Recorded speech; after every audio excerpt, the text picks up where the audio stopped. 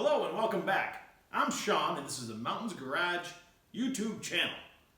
The last time we took a look at the 64 Dodge Dart that I'm going to LS swap, I had mocked up a Powerglide empty case in the transmission tunnel and had chosen to build a Powerglide for it. In lieu of the Turbo 400 I have many of and ready to go because it fits the torsion bar cross member that creates the tunnel without modifications. Many times this week I've already wished I'd made a different choice. I have lots of metal and I could have just cut it out and run the Turbo 400, but hey, I made this decision and I'm going to stick with it. So, I hope you want to follow along. Subscribe if you will. Feel free to comment.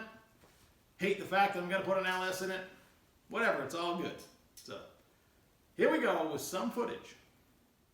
In the past week of collecting parts for my Powerglide project for the Dart, I'm pretty much upset at how much money I've already spent, and today I had to spend more just to make it half as strong as the Turbo 400 I have ready to go.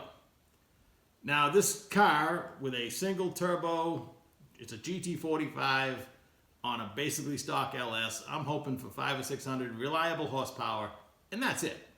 I'm not shooting for the moon. I don't want to just continue to blow up stock motors, so that's where that project is gonna level out at.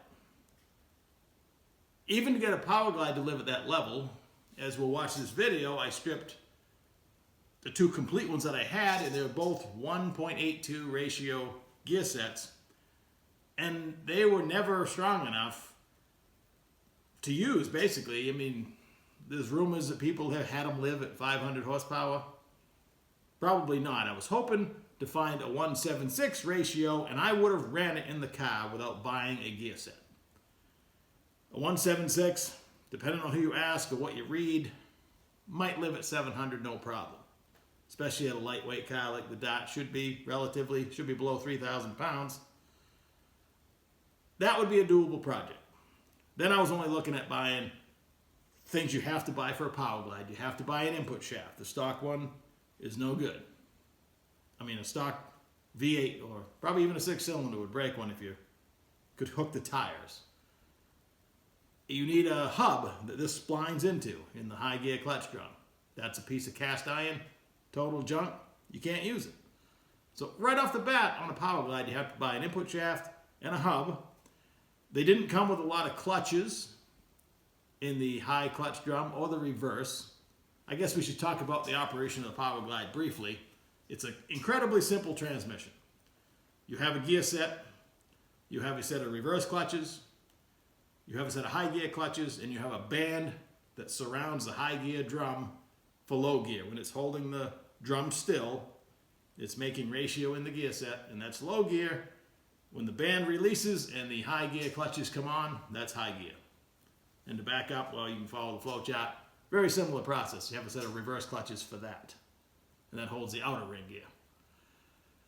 Pretty simple transmission. You can strip one apart when they're not all rusted in about 15 to 20 minutes tops. There's really not much to them, especially when you get rid of the stock governor.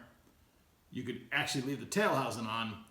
You could leave the valve body in. You could just pull the pump and the stuff inside out without disturbing the rest of it if you were in a hurry between rounds at the racetrack, whatever. You're not going to do that with a 400, so I guess I'll call that an advantage. The disadvantage is, with a Powerglide, you're going to be doing that a lot more than you are with the Turbo 400. Experience, anywhere you go, there's a certain level where you got to give up on the Powerglide and go to something better. You can sink a ton of money into one and still be disappointed. And we're talking 1,300, 1,500 horsepower and up. And there's people that do successfully run them, but they have a small fortune invested in them.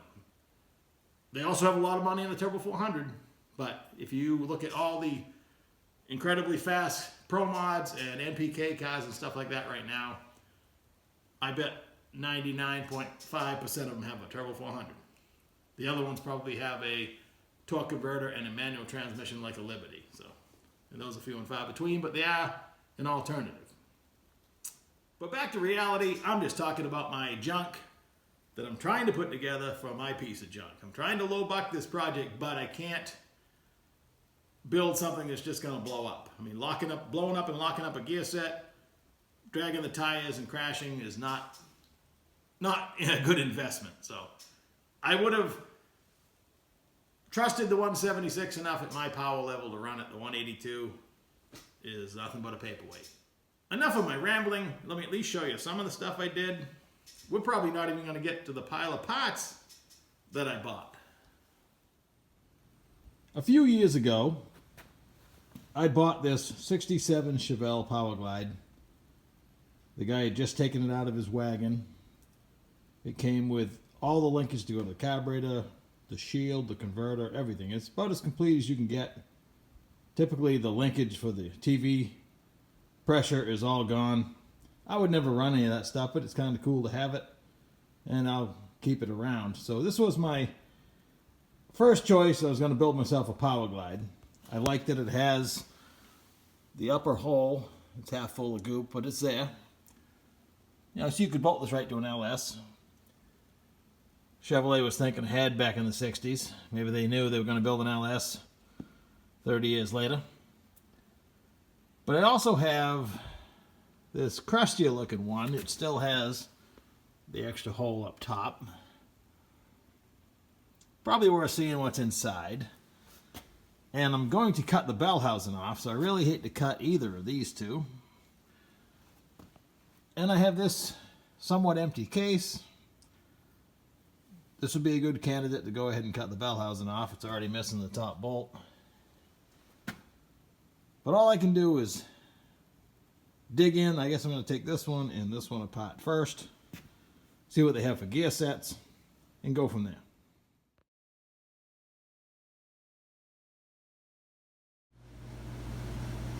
Once again, excuse the sound of the heater. I just turned it on because it was kind of chilly in here when I walked in. This half a transmission, the case appears to be really nice inside.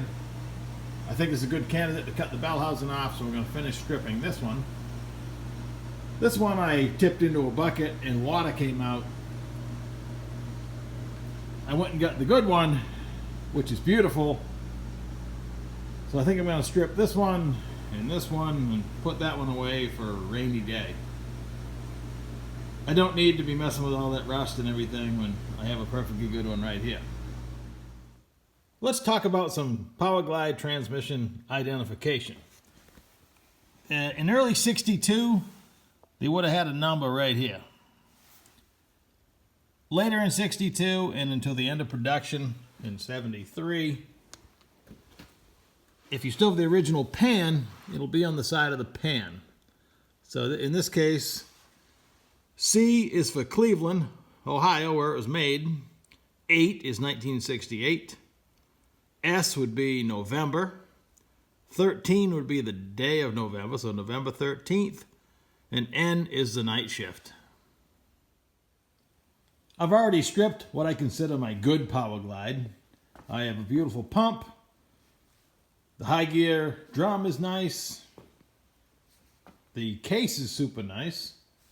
But, as expected, I have the 182 gear set. How you can tell, one, it has this cheap looking stamped carrier assembly. 2, it has these 3 screws and this plate. And 3, the bearing is captive. On a 176 it would come out. It would have a cast looking carrier. It wouldn't have this plate with screws. And the input shaft would be longer. This one's slightly more than 12 5/8. A 176 ratio would be 12 7/8.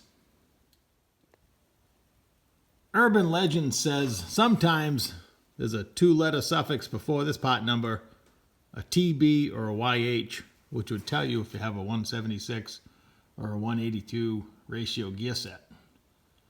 Not the case on this one.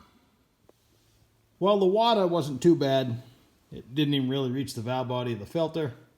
I decided to strip the transmission in its entirety.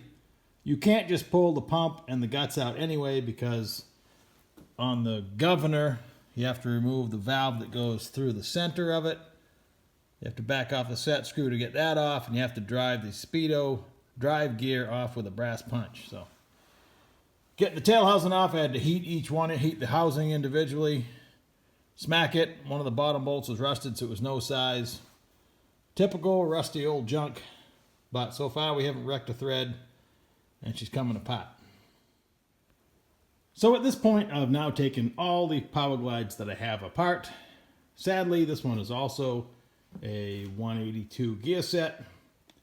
It does have a usable direct drum. It's a pre-67 because it has a rear pump. That was a thing that complicates using this case, but it can be done. You got to plug a couple of holes. I'm still trying to get a few things that are stuck in here. I can't get the reverse pressure plate out. Just got some varnish stuck to it. Getting the pump out was difficult. But this case is usable as a last resort, I guess. There's more telltale signs that it was a 182. It has a small dimple in this cutout section on the splines. If you were to measure this, it measures smaller than a 176 gear set. You can mark the input, lock the band down so the band is on to make ratio, and rotate the input until the output shaft takes a full turn.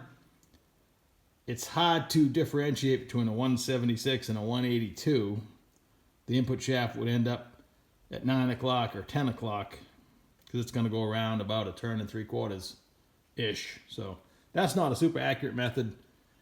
The input shaft will technically pull out of a Powerglide, but a lot of times it's caught on the wedding band. That's this brass tooth ring that sits inside the high clutch drum.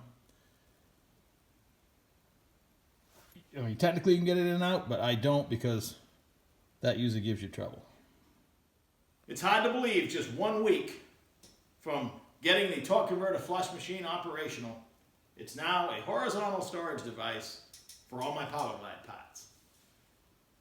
Right after lunch today, I had to order a complete lower gear unit.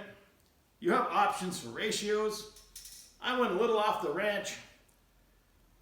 Popular right now is a 1.69, but that's at extreme power levels. Again, 1,500 horsepower on a small tire with no wheelie bars or a radial. They're going to the less starting line ratio to try to control the wheelie. The 180 is really popular.